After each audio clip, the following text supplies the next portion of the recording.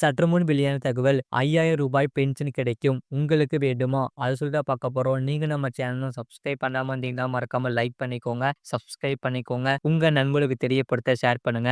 மத்திய அரசின் இந்த திட்டத்தின் கீழ் ஒவ்வொரு மாதமும் உங்களுக்கு ரூ. 5000 வரை பென்ஷன் கிடைக்கும். பொதுமக்களின் நலனுக்காக பல்வேறு திட்டங்களை மத்திய அரசு செயல்படுத்தி வருகிறது. அடல் பென்ஷன் யோஜனா திட்டத்தின் கீழ் நீங்கள் ரூ.